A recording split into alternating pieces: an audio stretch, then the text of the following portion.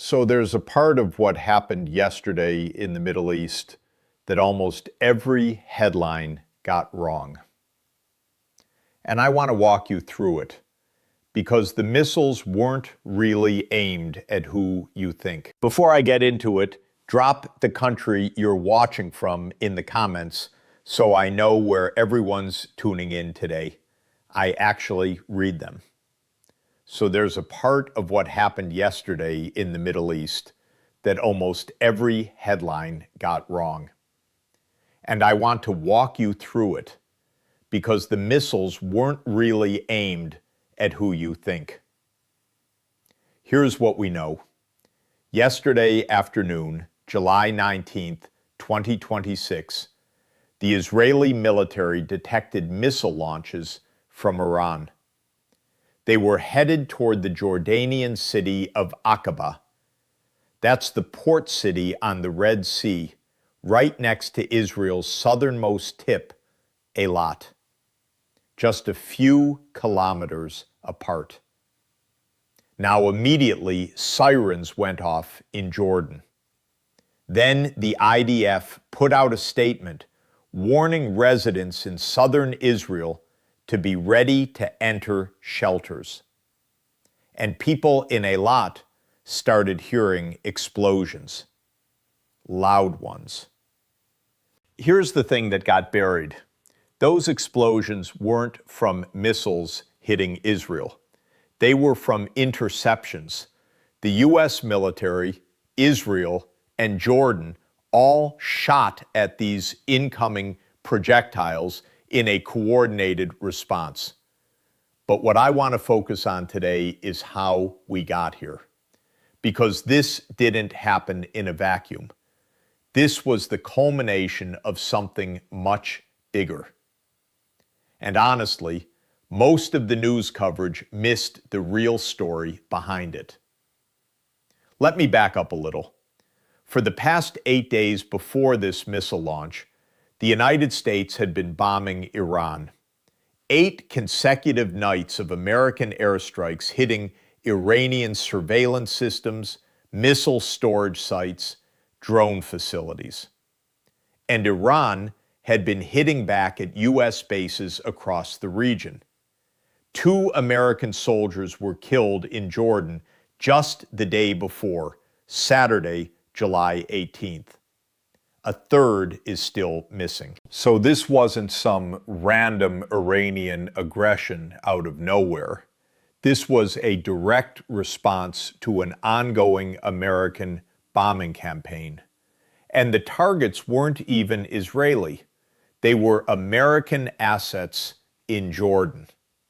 But there's a twist. The US had issued a warning earlier that day to its citizens. A specific and credible threat against the port and airport at Aqaba. They told Americans to stay away. Then Jordan's government came out and denied that the airport or port had been evacuated, contradicting the US Embassy. Think about that for a second. You have a US ally publicly contradicting an American security warning in the middle of an active missile threat. That's not normal. That tells you how fractured this whole situation is.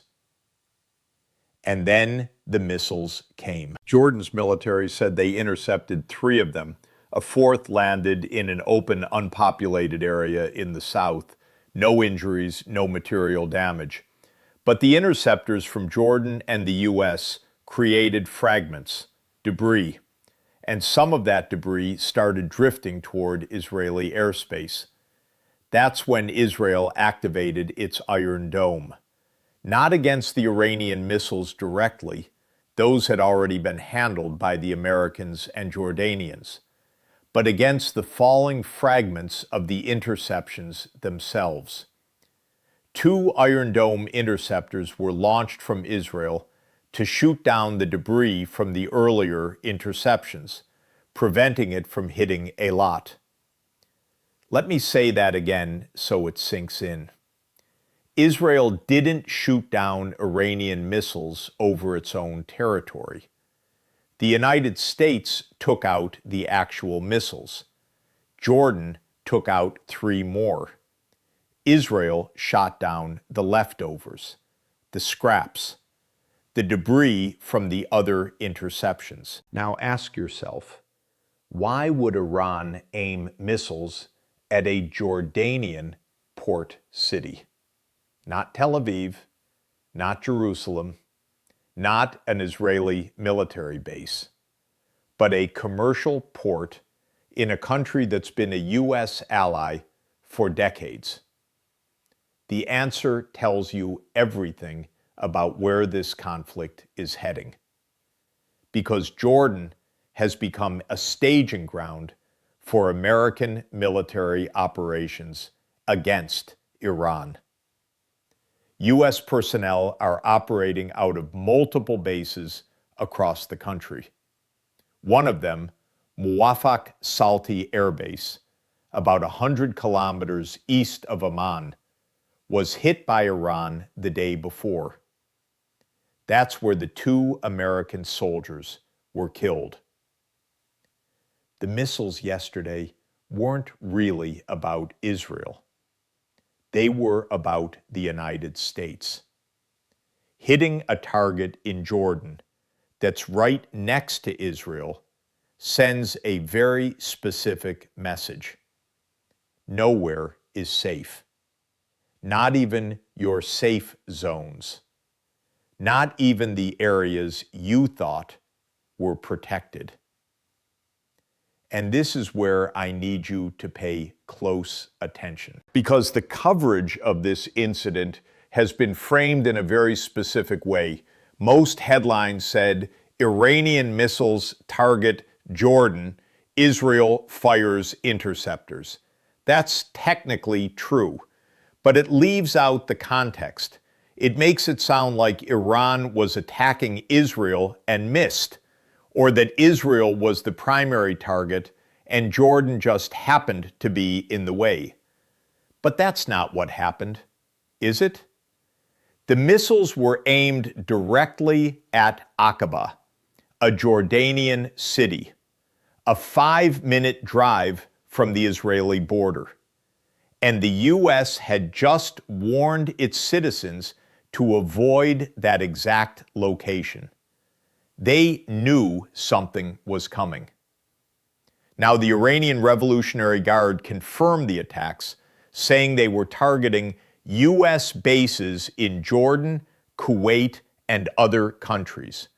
Not Israel, the United States, directly, openly. So let's talk about what this means. This wasn't a one-off. This was part of an escalating back and forth that's been going on for over a week. And the rules of engagement have shifted. 2 American soldiers were killed in Jordan the day before yesterday. That's the first U.S. military death in this current conflict. And Iran is claiming American bases are fair targets. They're saying it out loud. So the question is, what happens next? The United States has been bombing Iran for 8 straight nights. Iran is hitting back at U.S. forces in Jordan, Kuwait, Bahrain. The Israelis are watching from the sidelines, but their Iron Dome was just activated against debris from a conflict that didn't even directly involve them. Let me give you the part the networks aren't saying. The U.S. and Israel signed a memorandum of understanding in June of this year, trying to de-escalate the war that started back in February. And that memo is now officially suspended. This missile attack killed it. So we're in uncharted territory. Here's what I think, and you can disagree with me in the comments. I want to hear it. But here's my read. For the past several months, there was this assumption that the US and Iran had sort of settled into a frozen conflict. A few strikes here and there, some posturing, but the boundaries were known. Nobody wanted to fully cross the line. The line is gone. Iran just fired missiles at a country that borders Israel directly, with the full knowledge that the U.S. has bases there, that U.S. soldiers are stationed there, that American air defenses would be activated. They knew all of it, and they did it anyway. And here's the part that keeps me up at night. The Israeli military hasn't responded, at least not yet. As of right now, no Israeli counterattack has been announced. But the IDF was clearly ready. They warned residents to be prepared to go into shelters. That wasn't a drill. So what happens the next time a fragment crosses the border? What happens when a missile actually lands in Eilat?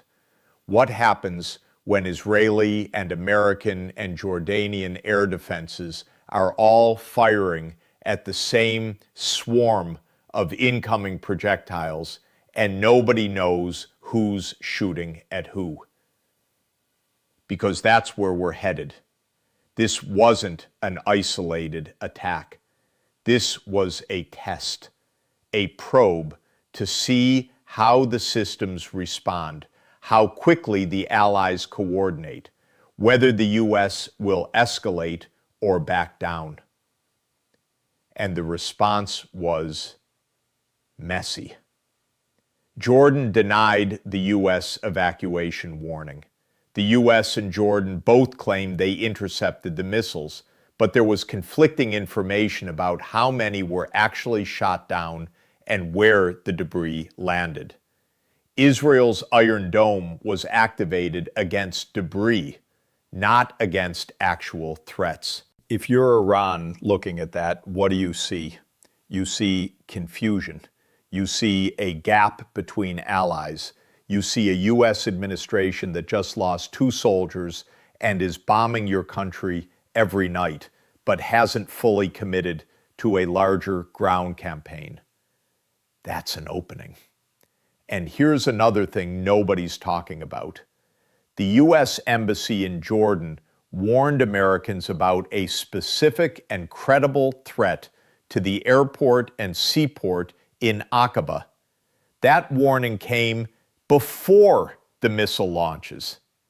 So U.S. intelligence knew something was coming. They had advanced warning. So why wasn't it stopped? Why couldn't the U.S. or Jordan or Israel intercept the missiles before they were launched? Why did it take 3 different militaries coordinating to handle a handful of projectiles? Because the defenses are stretched thin. Because the U.S. has been bombing Iran for 8 straight nights, and Iran isn't just sitting there taking it, they're firing back. And they're not just firing at American bases in the middle of the desert. They're firing at a port city right next to Israel. That changes the calculus for everyone. Let me tell you what I'm watching for next. And I want you to pay attention to this because it's going to tell us everything about where this conflict goes. Number 1, Israel's response, or lack of one. If Israel doesn't retaliate directly, that's a signal.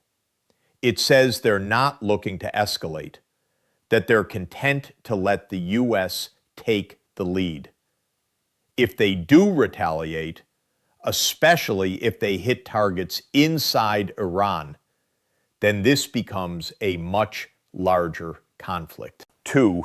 U.S. troop levels in Jordan. There are American bases in Jordan that Iran has now directly attacked. Those bases are going to get reinforced. They have to. But that also makes them bigger targets. And 3, Jordan. Jordan's government is in an impossible position. They're a U.S. ally. They have American troops on their soil. They're right next to Israel. And now Iran is firing missiles at their ports. They're trapped between the U.S. and Iran, and both sides are making demands. What happens when Jordan decides they've had enough of being the battlefield? You know, I keep thinking about that evacuation warning from the U.S. Embassy, the one Jordan denied. That contradiction didn't make the news much, but it's huge, because if the U.S. and Jordan aren't on the same page about threat levels and emergency protocols, how are they going to coordinate a larger military response?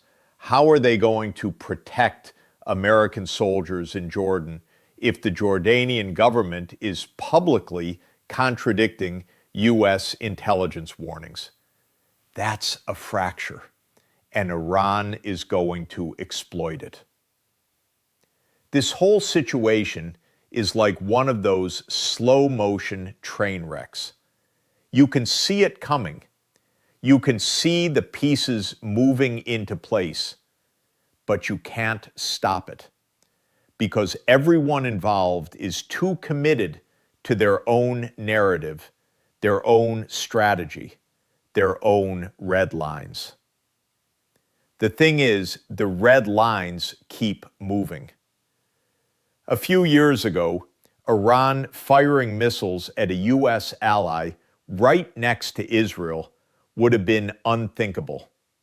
It would have triggered an immediate, massive response. Now, it's just another Tuesday in the Middle East. That's what normalization does. It normalizes the unthinkable, and we're all paying the price. Let me ask you something, and I want you to really think about this.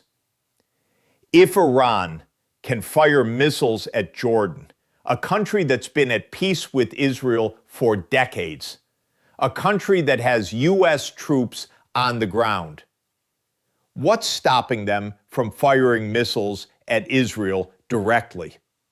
What's the point of the Iron Dome if the missiles are aimed at your neighbor, but the debris lands on your city? The answer, of course, is nothing. There's nothing stopping them except politics. And politics are shifting fast. Here's the part that really gets me. The United States and Israel have been striking Iran for months. The first attacks began in February of this year. That was the official start of this round of conflict. And since then, it's been a slow, grinding escalation. Strikes, counterstrikes, posturing, then back to strikes. But here's the thing. If you're bombing a country for 8 straight nights, and they're still capable of launching missiles at your allies, you're not winning. You're just keeping the war going. You're not destroying their capability. You're just making them angry. And angry enemies with missiles are dangerous, because anger makes people unpredictable. Let me bring this back to the human level for a second, because it's easy to get lost in the geopolitics and forget that there are real people in the middle of this. 2 American soldiers are dead. 1 is missing. Their families are waiting for news. There are people in Eilat who heard explosions and didn't know if their city was being attacked. There are people in Aqaba who were told the port and airport were being evacuated, then told it wasn't true. That level of uncertainty, that back and forth, it wreaks havoc on people. And then there's the fact that the conflict has been going on long enough that it's all starting to blur. 8 straight nights of U.S. airstrikes on Iran, Iranian attacks on U.S. bases, now missiles hitting Jordan. It just keeps going, and there's no off-ramp in sight. So what's the off-ramp? I don't think there is one. Not right now. Not with the current leadership. Not with the current dynamic. The war has become a momentum thing. Each side hitting back because they have to. Because if you don't hit back, you look weak. And looking weak in this region is a death sentence. But that kind of thinking leads to infinite escalation, because you never stop.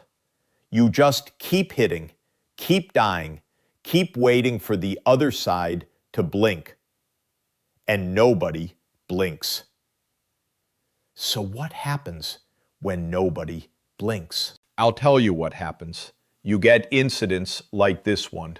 Missiles fired at a port city, intercepted, debris falling near Israeli resorts, all the military scrambling, nobody quite sure what's happening or who's in charge. And then the news cycle moves on, because there's another attack tomorrow, and another one after that. This is not sustainable. And I want to pause here for a second and just let that sink in. This was a major incident. Missiles launched from Iran toward a U.S. ally. The U.S. and Jordan and Israel all firing simultaneously. Fragments falling on Israeli territory. And it's just another day. Another headline, another thing to scroll past. That's not normal. That's not how things should be. But we're all getting used to it. And that's the most dangerous part. You see, the real story here isn't the missiles. It isn't the interceptions. It isn't even the fact that Jordan contradicted the U.S. warning. The real story is that everyone involved is now operating in a state of permanent crisis. And when you're in a permanent crisis, you stop thinking strategically. You start thinking reactively. You stop looking for solutions and start just trying to survive the next day. And that's exactly when things get worse. Because in a crisis, you make mistakes. You misinterpret signals. You overreact to something you should have ignored, or you ignore something you should have responded to. You hesitate at the wrong moment, or you act too quickly. And those mistakes add up. We've already seen it. Jordan and the U.S. publicly contradicting each other about evacuations. The IDF warning residents about debris, but then saying no debris actually hit. Information that's conflicting and confusing. That's what happens when everyone is tired and scared and trying to do too much at once. That's how accidents happen. And in this region, accidents turn into wars. So let me ask you one more time, and this is the question I keep coming back to. If Iran can fire missiles at a U.S. ally right next to Israel, and the only consequence is some interceptions some confusing press releases, and the conflict continues as before. What's stopping them from doing it again? What's stopping them from escalating? Nothing. Absolutely nothing. And that right there is the whole point of this report. Look, I know this was a lot. There's a lot of moving pieces, a lot of confusion, a lot of conflicting information. But I wanted to walk you through it because I think it matters. I think it matters that the U.S. lost 2 soldiers. I think it matters that Jordan is caught in the middle. I think it matters that Israel is on high alert and not sure if they need to shoot or wait. And I think it matters that the war keeps expanding. Kuwait, Bahrain, Jordan, Israel, the U.S. Every day a new country gets dragged in a little deeper. Every day the conflict expands a little further. And every day the chance of a catastrophic miscalculation grows. So what happens next? The U.S. keeps bombing. Iran keeps launching missiles. Jordan tries to stay out of it, but keeps getting hit. Israel watches and waits and tries to figure out if they're safe or if they're next. And all of us, everyone watching this, we just have to sit with that uncertainty. But here's what I'd ask you to do. Pay attention. Don't let this become normal. Don't let a missile attack on a U.S. ally right next to Israel become just another Tuesday. Because once we accept that, it's over. The escalation becomes inevitable. The war becomes a foregone conclusion. There's a reason I wanted to explain all this to you. Not to scare you, not to shock you, but because I think we need to be clear-eyed about what's actually happening. This wasn't an accident. This wasn't a miscommunication. This was Iran sending a message. They're not backing down. They're not afraid to hit U.S. targets. They're not afraid to fire missiles at a country that borders Israel. And the response from the U.S. and Israel so far, well, it's been measured. But how long is that going to last? How long until measured becomes aggressive? How long until aggression becomes war? I don't have the answer to that. I wish I did, but I think we all need to be paying attention because the answer is going to come sooner than we think, and we're all going to have to live with the consequences. This report on this missile attack might be one of those moments we look back on as the point where everything changed, where the conflict shifted from a contained regional back and forth to something bigger, wider, more dangerous. I hope I'm wrong about that. I genuinely do. But I watch this stuff closely. I've been following it since the first U.S. strikes in February, and the pattern is unmistakable. Escalation, contradiction, confusion, then more escalation. So here's where I leave you. Think about what you just heard.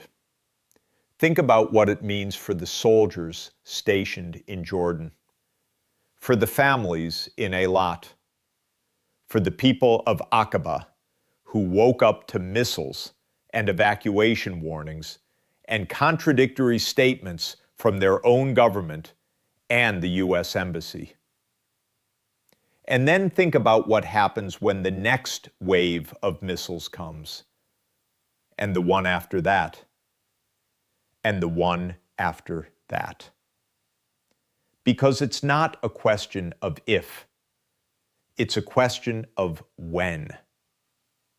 And when it happens, I hope we're all paying closer attention than we are right now. Because the stakes, they couldn't be higher. Thanks for sticking with me through this one. I know it wasn't easy, but I think it mattered. And I think you matter for taking the time to understand it. If you want to keep tracking this with me, the subscribe button's right there. You know what to do. And drop your country in the comments. I want to know where you're watching from, because this affects all of us, no matter where we are. I'll see you in the next one. Be safe, stay informed, and don't let them make you think any of this is normal.